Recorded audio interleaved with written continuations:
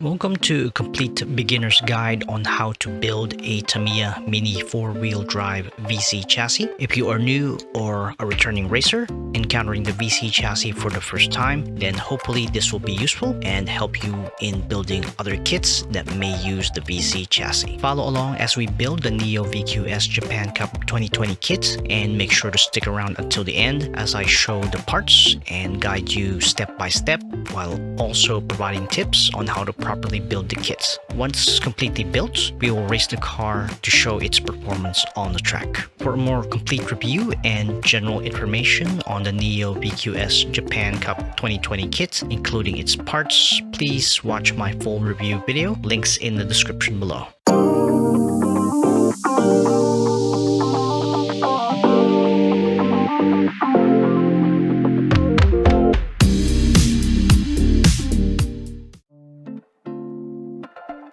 So as you can see here, it does tell you like what you'll probably need. So screwdriver, side cutter, scissor, tweezers, and modeling knife, spray paint. So Tamiya does produce specific paints for polycarbonate bodies. So these are usually labeled PS and then number. There's like some quick instructions on how to like trim or cut your piece from the sprues, and this is instructions on how to cut the polycarbonate bodies, but I'll cover that separately. It says here to spray the underside really with the paint, and then just apply the connectors shown here, and then just apply the stickers. And then moving on to the next steps, you'll see here how you'll work on the overall transmission, where to put the crown gears, the propeller shaft, the counter gear, and the gear itself, how to assemble the wheels, the tires.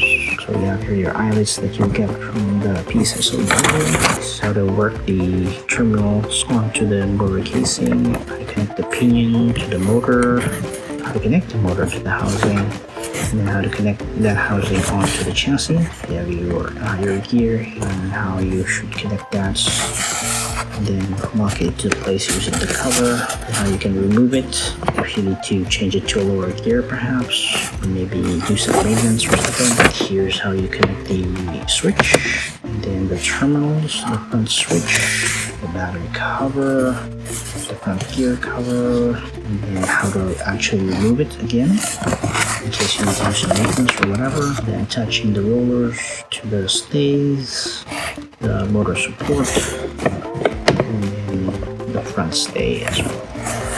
And finally, how to connect the batteries, lock it in place, switch it on, and then attach the cowl to the chassis, and then lock it into place. Alright guys, so let's start the build for the Neo VQS Japan Cup 2020. Make sure you don't lose anything that's in the baggie. These things will definitely be needed when you're constructing the body. Shafts, wheel axles, just open these for now. Then we need the wheels, and then the tires. First off, let's start with the tires. Make sure you use a pair of sharp side cutters. I have actually like two. This one I use specifically for tires, and this one for like anything that's on the sprues. So to cut the tires from, you just need to like tug on it slightly, and then while you're pulling, then snip, and that should come out clean. So again, pull slightly and snip. So that should give you a very clean cut right there. So you don't have to pull real tight, just enough. Just really slightly, make sure that there's not much rubber that's left.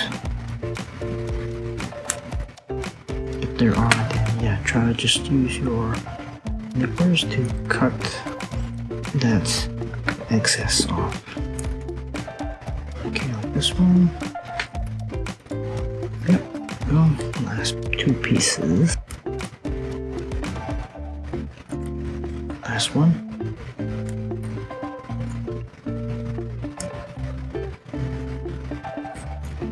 Okay, again, so as you see there's a bit of that protrusion, so you can use your side cutter, or if you have a sharp modeling knife, you can use it to cut that through, but in this case there really isn't that much left. Oh, good. Alright, now let's move on to the wheels. Alright, so to cut the wheels and anything that's basically connected to the sprue, just remember that you're not cutting the piece itself, you're cutting just that small piece there that's connecting the piece to the sprue. So in this case, there's that small section there, which is called the gate. Just need to make sure that you cut that and nothing else. You don't have to cut all the way through, but just cut that piece and then you can trim it later if you need to. If you have a sharp side cutter, then it should be a clean cut the first time, so no need to worry.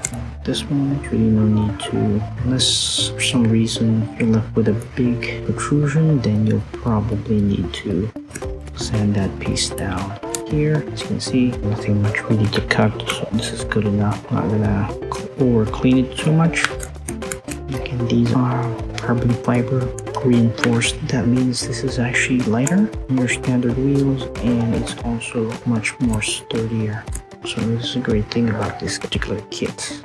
Not a lot of kits will come with these kinds of wheels. So just go ahead and mount the wheels onto this. The simplest way to do it is to just put one side on it and then just work your way around, pushing the tire down until it pops in. And just go around and just keep pushing the tire into the wheel until it doesn't move anymore. Okay, let's go do that for the rest.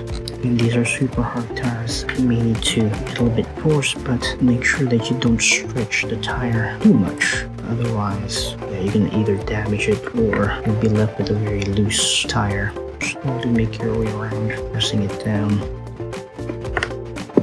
Okay, one more. And there you have it. Simple as that. Now let's go ahead and connect the wheel axles to, or the shafts to the wheels.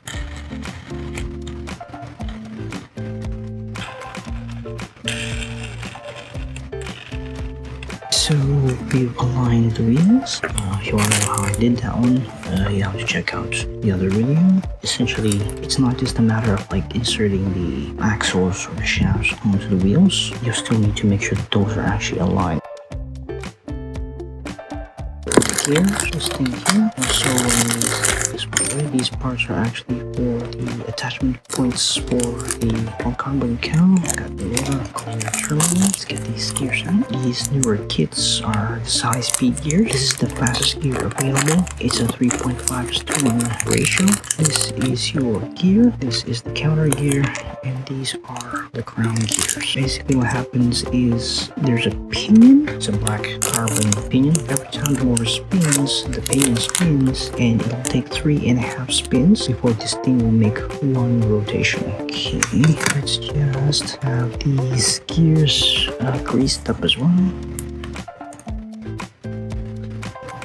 To connect this, we need to put yellow gear there, and then the pink ground gear over here. The wheels with the offset, these are actually the ones that's going to go on the back. So really what you just want to do is feed this thing through here, and then just align those gears with the shaft. Eventually you will get through, and what you need to do, since you applied grease onto the eyelets and the holes, you need to make sure that the other end of the shaft, you wipe it down, is free from any grease as much as possible. That way the wheel won't come loose over time.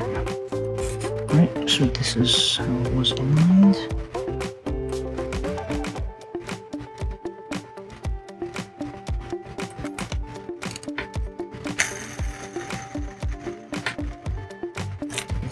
Nice spin. So wheels are aligned. Great. Now we'll do the front. Put the gear like that. Again, just feed it through. Now the other side. Wipe any excess grease, just insert the wheel as per your alignment. Okay.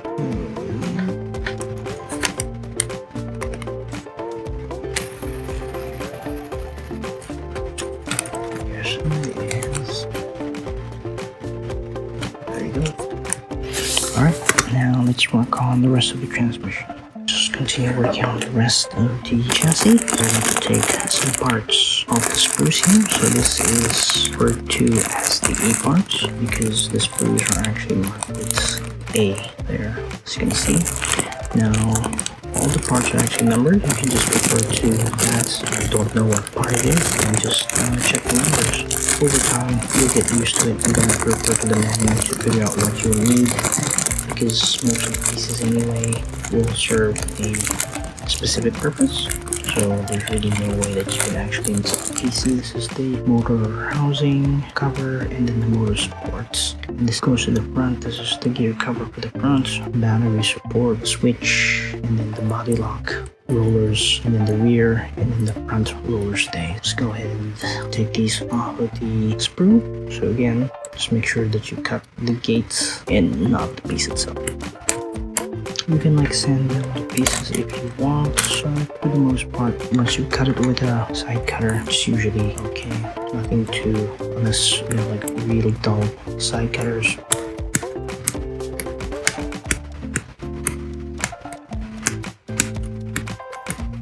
And let's go ahead and get these rollers off.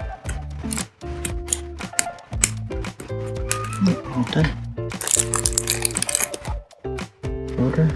So just make sure that the pinion is pushed as much as possible in this flat terminals. So there's a short one that be placed here, and then just push it right there, like that. And there you go. So to assemble the motor, the remote should be mostly in contact with those terminals. And there you go. Switch goes here. You have there's a hole there. This should be like so. Alright. When you install the propeller shaft, make sure it does not move too much like what you see here. Too much movement causes power loss and will not be good for any of the gears or even the pinions on the shaft. If it does move like you see in this example, then check the pinion gears on both ends of the propeller shaft and lightly hammer it down. What you're doing is shortening the distance between the gears. Do this slowly and keep testing it on the chassis until you have very little movement. Otherwise, just apply some grease to the pinion gears. As you can see, there's these two, so it'll go under this section here, and these two go through. If you want to remove it, you just unhinge it from here and then pop it off. Take the motor and insert it at an angle like so. It should rest like that. And then just grease down. Apply grease to the gear shaft. And just to be sure, let's also apply some oil to it.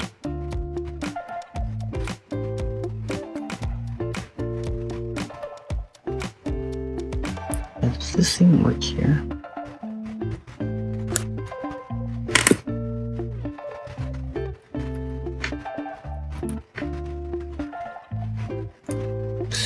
This will go into over there and then rest onto this section here.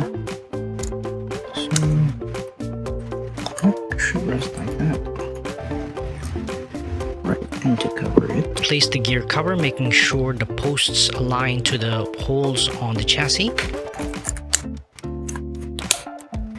Use a short screw in this hole to secure the motor assembly. Note the terminal polarities. Positive is this one here. Push it down. Battery lock. I think it's supposed to go this way. And switch on.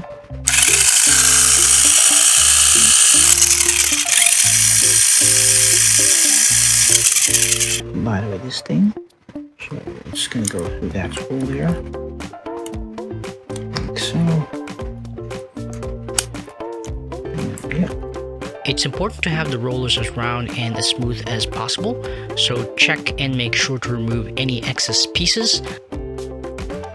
But if you can still feel some rough edges, then sand.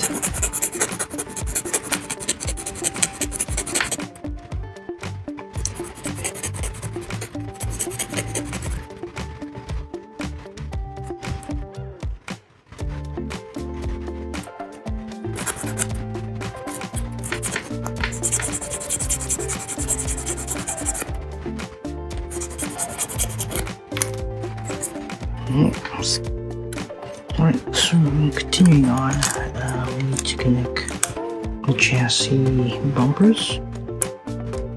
Mount it from the bottom.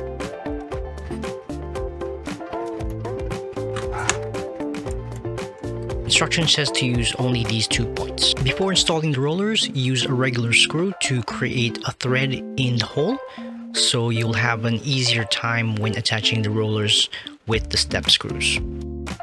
For the front bumpers, make sure to insert the screws at an angle. Follow the natural angle of the bumper to create a down thrust effect. This will help the car to remain stable in turns or in the lane change section of the track. Same thing here.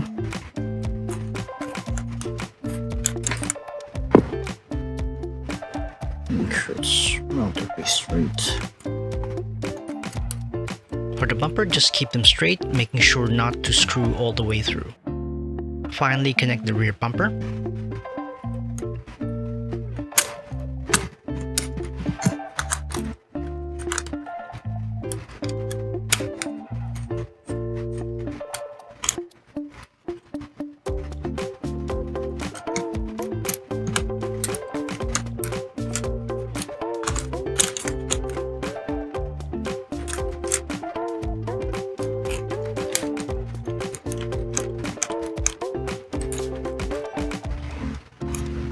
Take your step screws and apply some grease. Do the same with the rollers, applying grease on both sides. Insert the step screw, then the washer. Finally, wipe off any excess grease on the tip of the screw to prevent it from loosening too easily.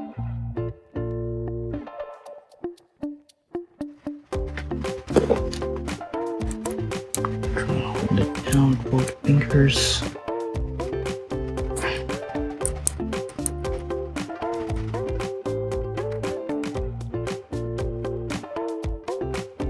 Do the same for the rest.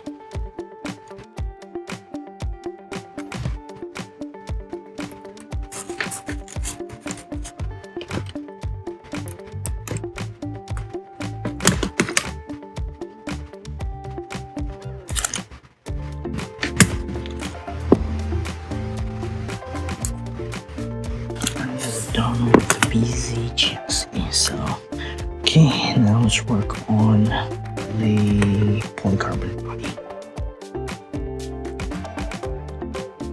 Okay guys, so we're gonna go ahead and paint this polycarbonate body. And since I don't have the bright gunmetal color, I'm gonna use gunmetal and then silver. Basically, I'll coat it first with this one, bright silver first, and then use this one as sort of like a base.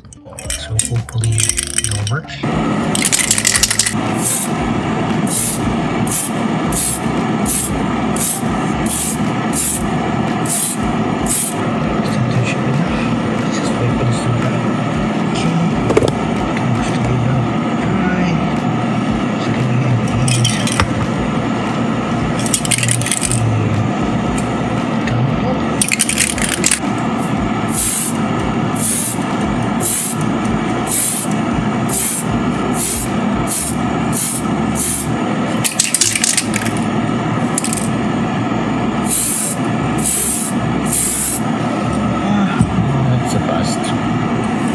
Okay guys, so unfortunately it's a bust.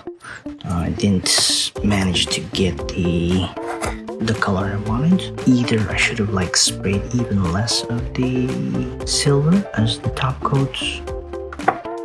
Actually I checked it and I could have sworn that I could still see through the silver. So apparently it doesn't work. Just a heads up in case you want to try. Now before we do anything, just want to check something out with regards to the cowl. So I have another kit here. Let's go ahead and take the polycarbonate body from here, and let's actually compare the weight. I want to see how much difference in the weight it's gonna be. Can you see it? So it's actually 7.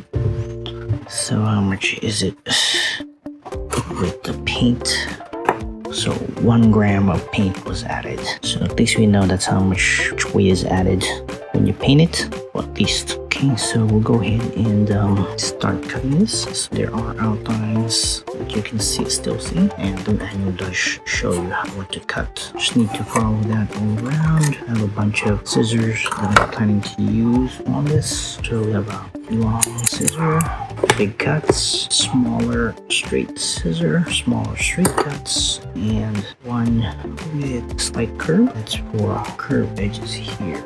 So let's begin. Okay, so a few things. Usually I start off by cutting the big parts first. Just try and make sure that I don't hit the camera when I do this. Again, be very careful when working with the hobby knife.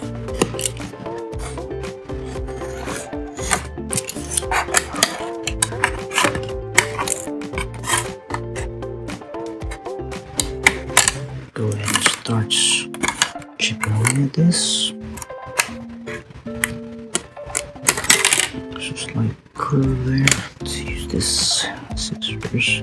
So if you're wondering where I got these scissors, just check the women's beauty section in any mall, or you can raid your sister's drawers or mother.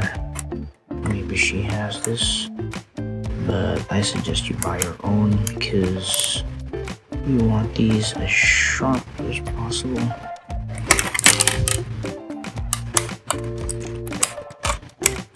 Stamp it.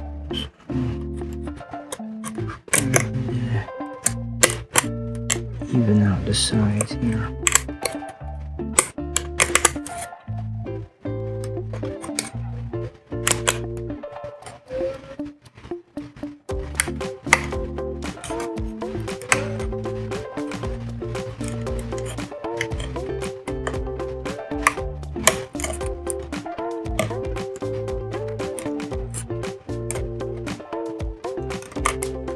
There it is. I just need to clean it up. 8 grams before, 7 grams originally without paint. These now 3 grams. Yeah, that's a huge 5-gram drop there. And obviously it's gonna gain weight again when we apply the stickers. So let's see. Okay, so take time to actually to note like some of the stickers where they'll go, like these parts here. So these are actually the ones on the side here. Those on the back are these ones. So some of them are pretty obvious where they'll go, but still, yeah, try to remember where each of the pieces go.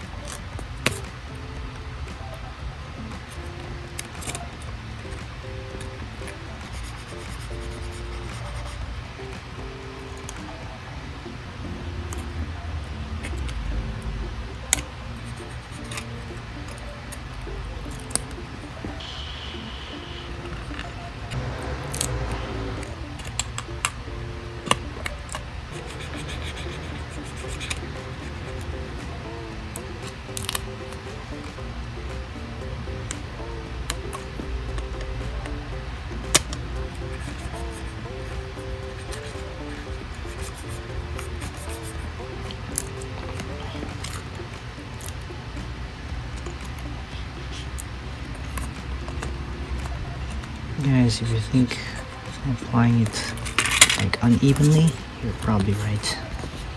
I can barely see what I'm doing.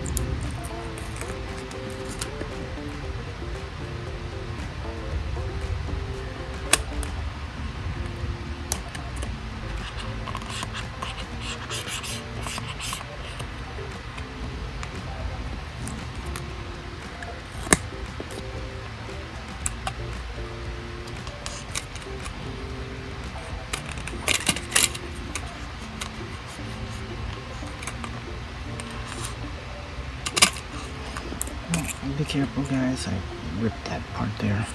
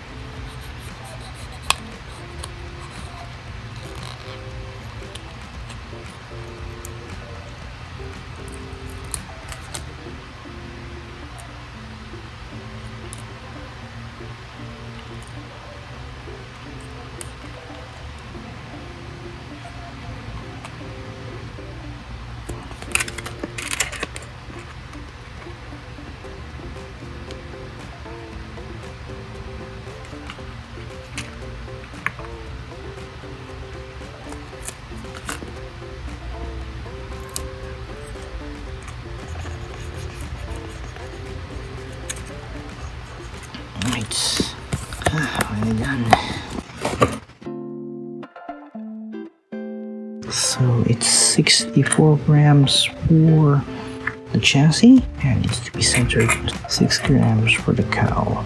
Okay, so here's the total weight, 70 grams. Sweet. Okay, let's go ahead and check out and see how good this motor is. Man, so much stuff to remove to get the motor out. Let's check this out. Positive should be on that side.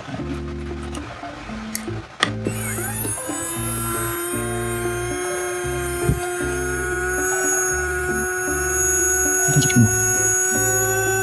can hear it was actually speeding up.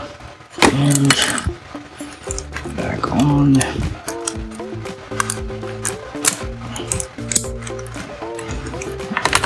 Okay, this will not allow it to roll with the skid bar attached, so we'll have to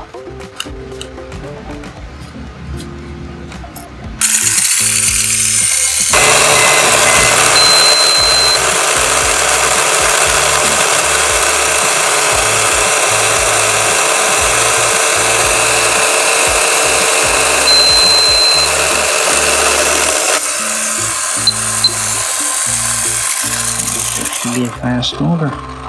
Let's test it out.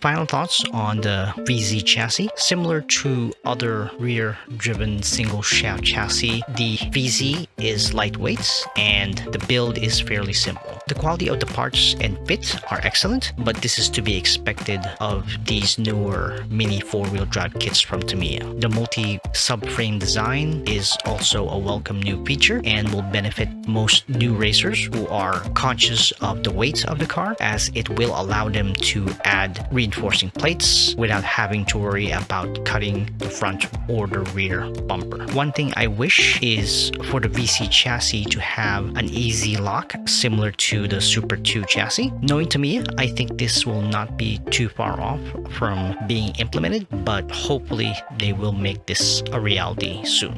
For racing, the lightweight and sturdy design of the VC chassis makes it a usable kit for any category and will probably be the subject of experimentation for many racers who love creating new ways to set up the chassis. So until the next video, keep on racing.